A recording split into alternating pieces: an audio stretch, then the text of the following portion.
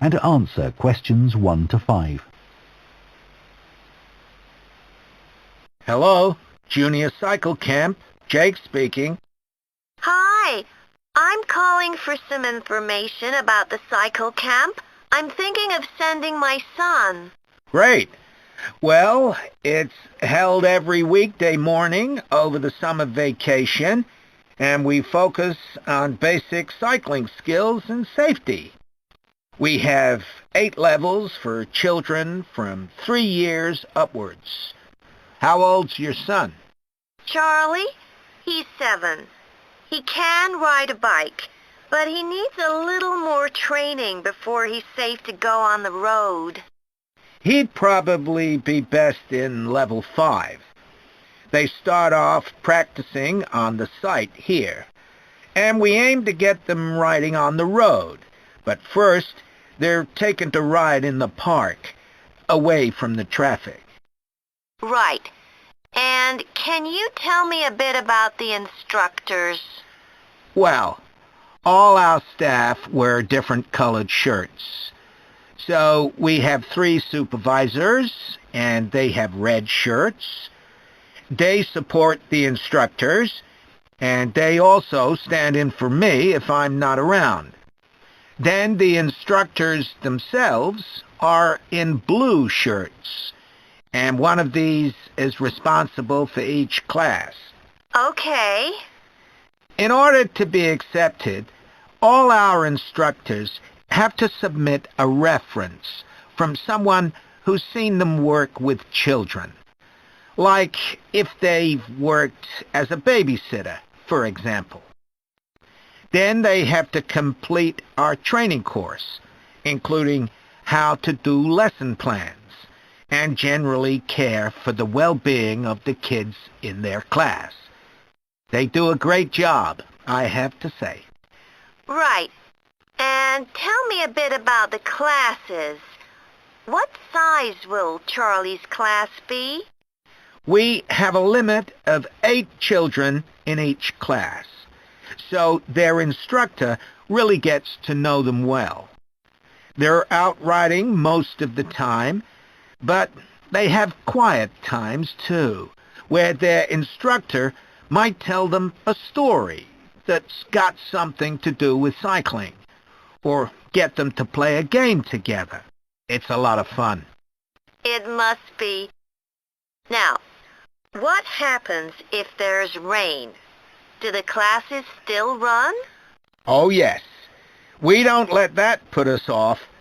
We just put on our waterproofs and keep cycling. Before you hear the rest of the conversation, you have some time to look at questions 6 to 10.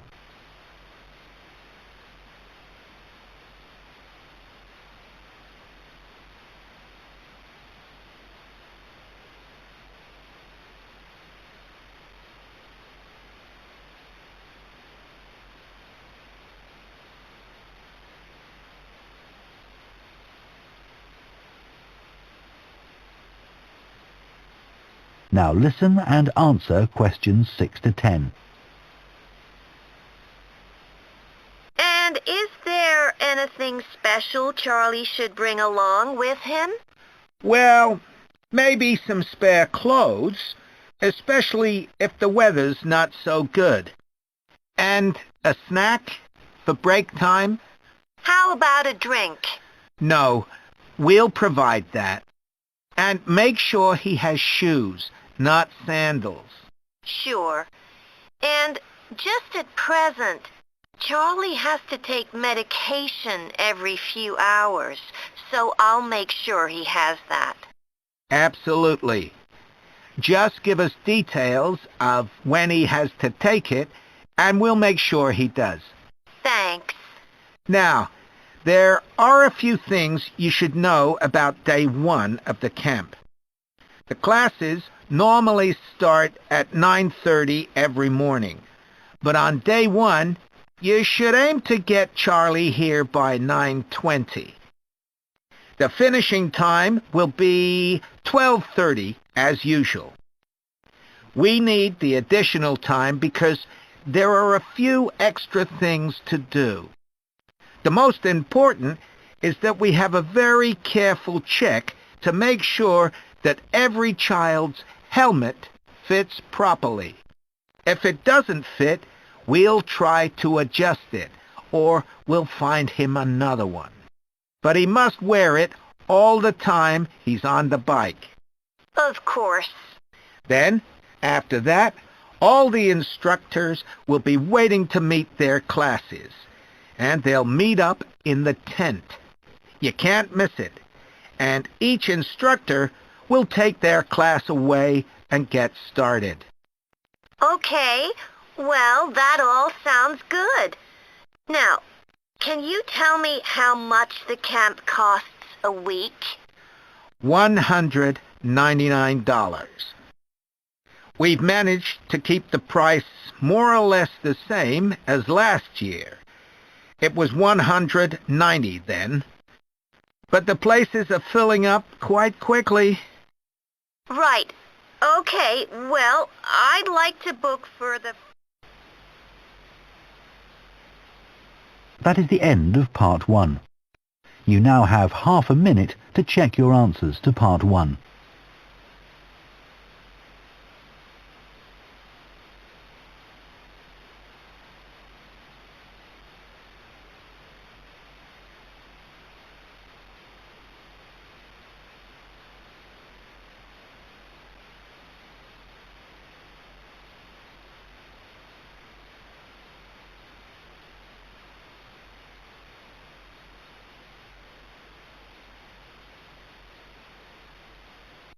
Part 2. You will hear a recruitment officer called Megan Baker giving a talk at a jobs fair about opportunities for those interested in the food and agriculture sectors. First, you have some time to look at questions 11 to 14.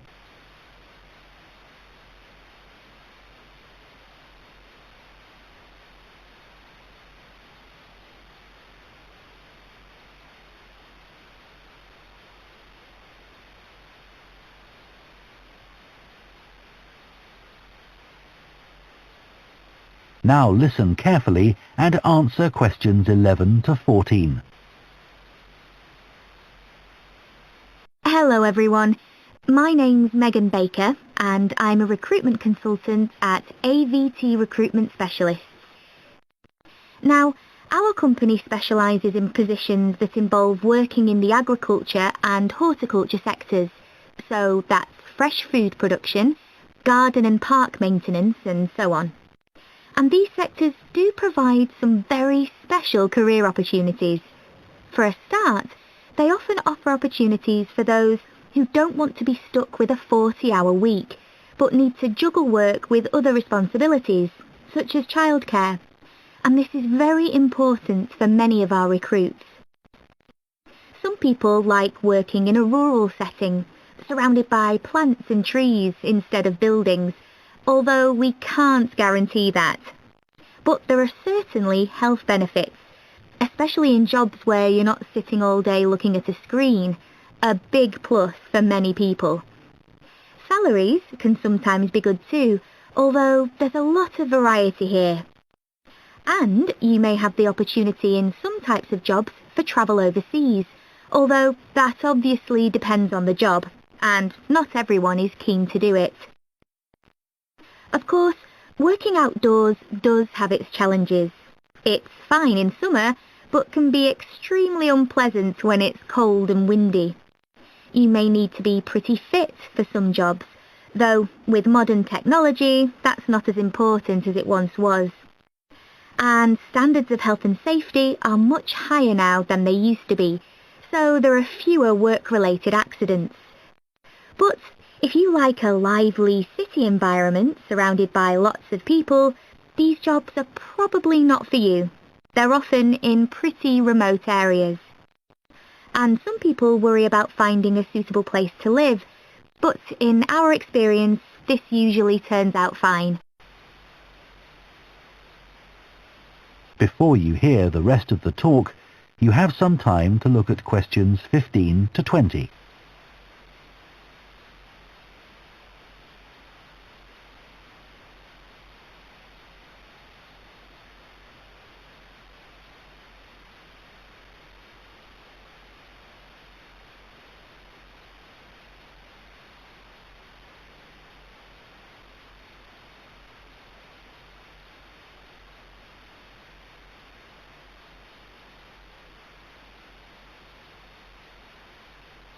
Now listen and answer questions 15 to 20. Now, let me tell you about some of the exciting jobs that we have on our books right now. One is for a fresh food commercial manager. Our client here is a very large fresh food producer, supplying a range of top supermarkets. They operate in a very fast-paced environment with low profit margins. The staff there work hard, but they play hard as well. So if you've a sociable personality, this may be for you. We have an exciting post as an agronomist, advising farmers on issues such as crop nutrition, protection against pests, and the latest legislation on farming and agricultural practices. There are good opportunities for the right person to quickly make their way up the career ladder, but a deep knowledge of the agricultural sector is expected of applicants. A leading supermarket is looking for a fresh produce buyer who is available for a 12-month maternity cover contract. You need to have experience in administration, planning and buying in the fresh produce industry, and in return will receive a very competitive salary. We have also received a request for a sales manager for a chain of garden centres. You will be visiting centres in the region to ensure their high levels of customer service are maintained. This post is only suitable for someone who is prepared to live in the region. There is also a vacancy for a tree technician to carry out tree cutting, forestry and conservation work. Candidates must have a clean driving licence and have training in safety procedures. A year's experience would be preferred, but the company might be prepared to consider someone who has just completed an appropriate training course. Finally, we have a position for a farm worker. This will involve a wide range of farm duties, including crop sowing and harvesting, machine maintenance and animal care. Perks of the job include the possibility of renting a small cottage on the estate and the chance to earn a competitive salary. A driving licence and tractor driving experience are essential. That is the end of Part 2. You now have half a minute to check your answers to Part 2.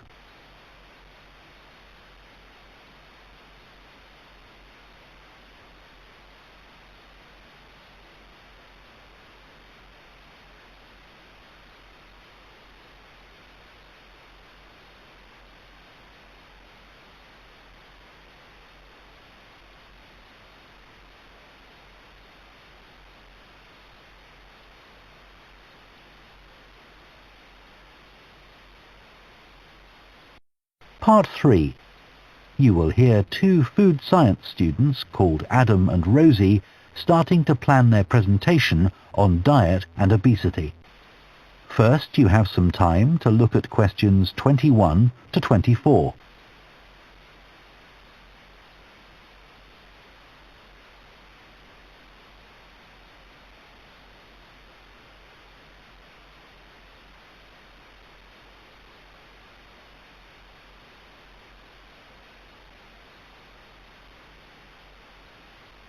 Now listen carefully and answer questions 21 to 24. OK, Rosie, shall we try to get some ideas together for our presentation on diet and obesity? Sure. I can talk about the experiment I did to see if people can tell the difference between real sugar and artificial sweeteners. Where you gave people drinks with either sugar or artificial sweeteners, and they had to say which they thought it was? Yeah. It took me ages to decide exactly how I'd organise it, especially how I could make sure that people didn't know which drink I was giving them. It was hard to keep track of it all, especially as I had so many people doing it. I had to make sure I kept a proper record of what each person had had. So, could most people tell the difference? Yeah, I hadn't thought that they would be able to, but most people could. Then there's that experiment I did, measuring the fat content of nuts. to see if the nutritional information given on the packet was accurate. The one where you ground up the nuts and mixed them with a chemical to absorb the fat? Yes. My results were a bit problematic. The fat content for that type of nut seemed much lower than it said on the package. But I reckon the package information was right. I think I should probably have ground up the nuts more than I did. It's possible that the scales for weighing the fat weren't accurate enough too. I'd really like to try the experiment again sometime. Before you hear the rest of the discussion, you have some time to look at questions 25 to 30.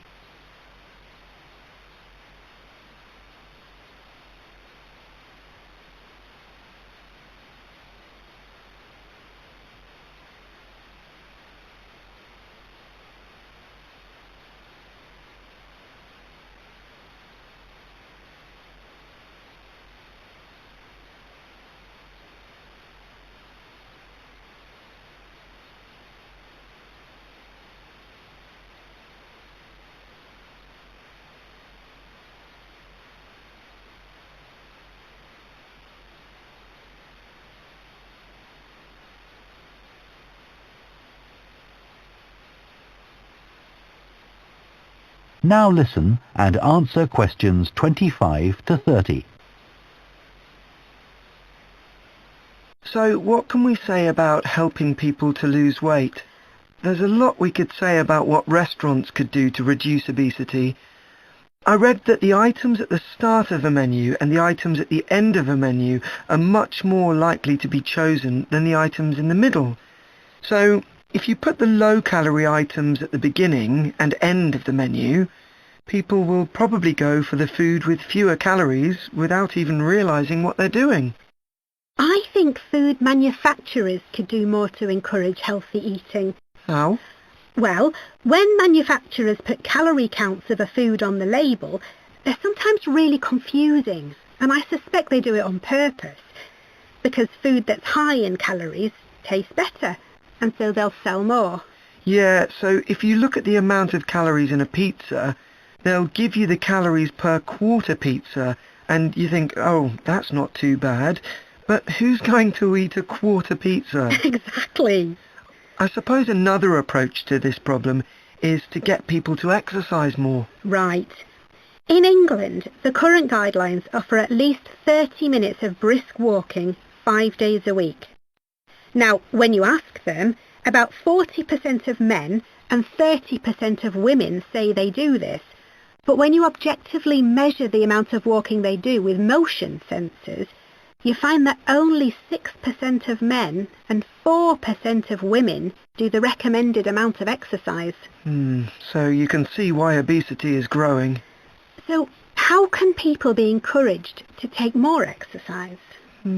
Well, for example, think of the location of stairs in a train station. If people reach the stairs before they reach the escalator when they're leaving the station, they're more likely to take the stairs.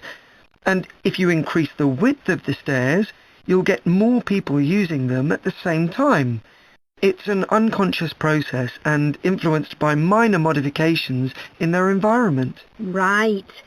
And it might not be a big change, but if it happens every day, it all adds up. Yes, but actually, I'm not sure if we should be talking about exercise in our presentation. Well, we've done quite a bit of reading about it. I know, but it's going to mean we have a very wide focus, and our tutor did say that we need to focus on causes and solutions in terms of nutrition. Oh, I suppose so. And we've got plenty of information about that. OK, well, that will be simpler. So, what shall we do now? We've still got half an hour before our next lecture. Let's think about what we're going to include and what will go where. Then we can decide what slides we need. OK, fine. That is the end of part 3. You now have half a minute to check your answers to part 3.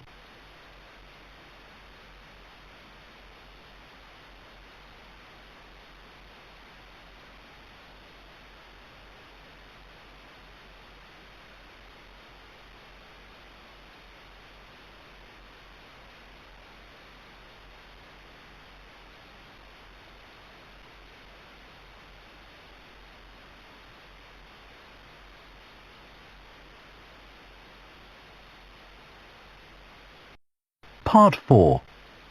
You will hear a lecturer on a fashion design course introducing the subject of hand knitting, which involves making things like woolen jumpers and scarves. First, you have some time to look at questions 31 to 40.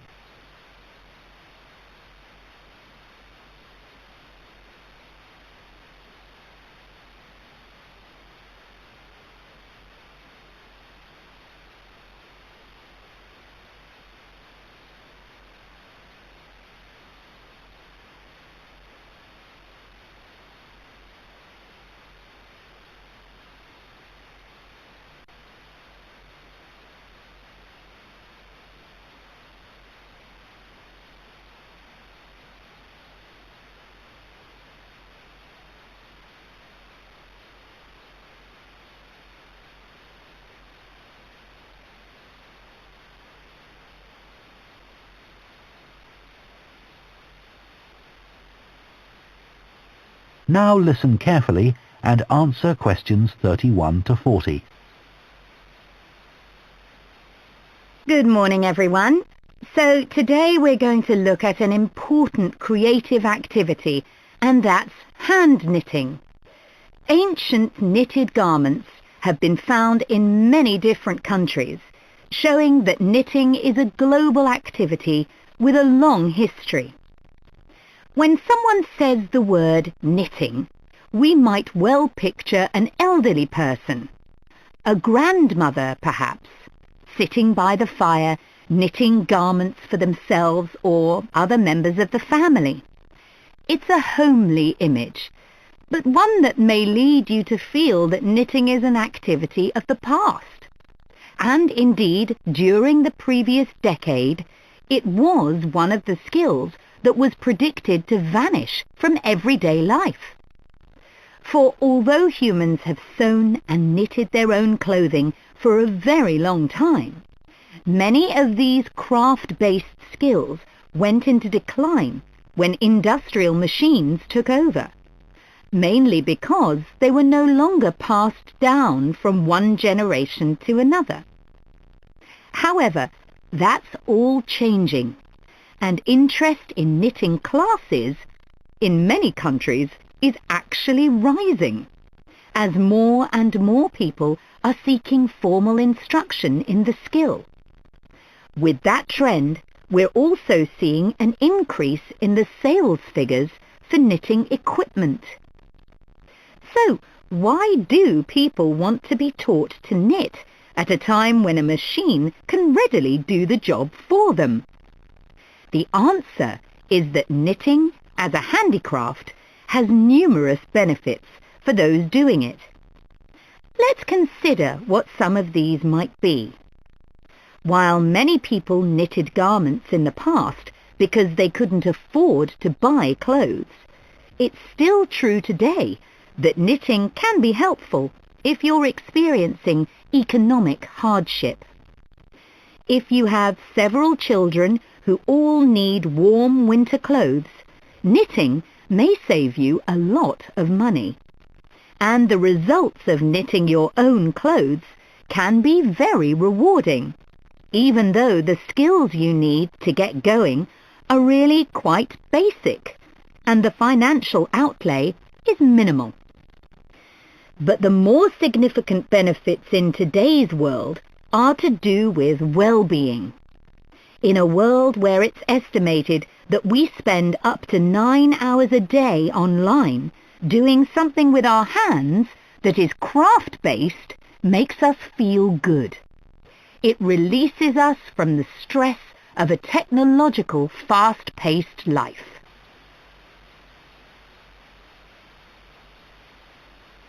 Now, let's look back a bit to early knitting activities. In fact, no one really knows when knitting first began, but archaeological remains have disclosed plenty of information for us to think about.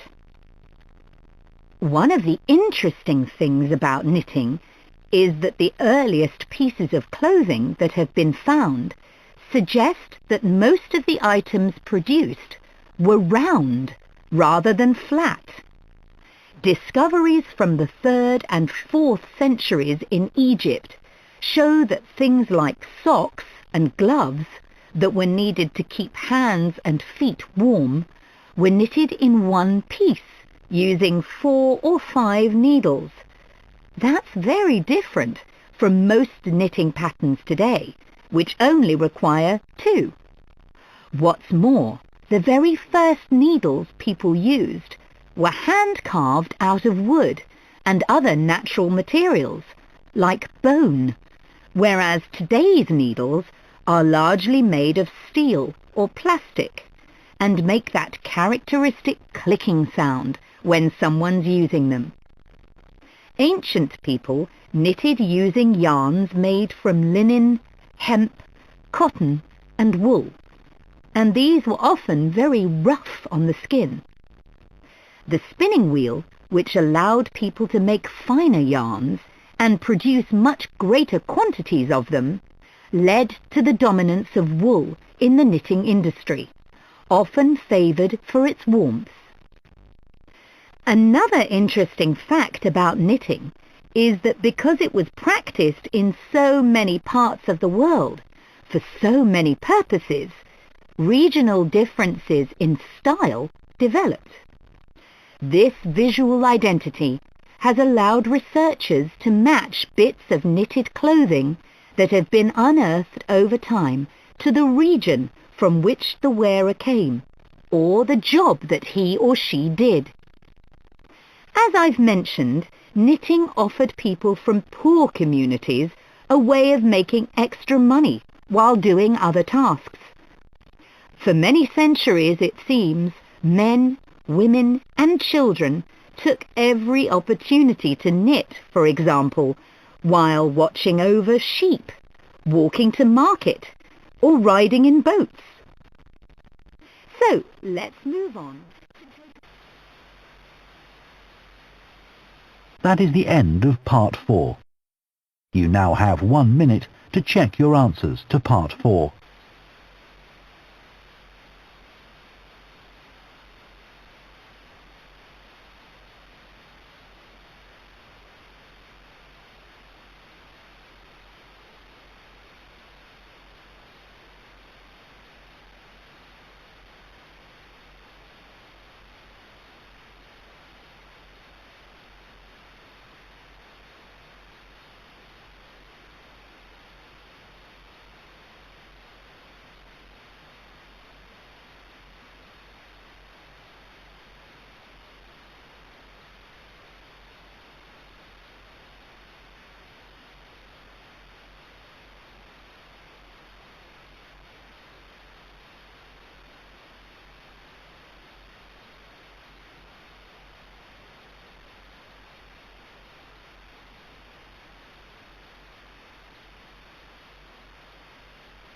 That is the end of the listening test. In the IELTS test, you would now have 10 minutes to transfer your answers to the answer sheet.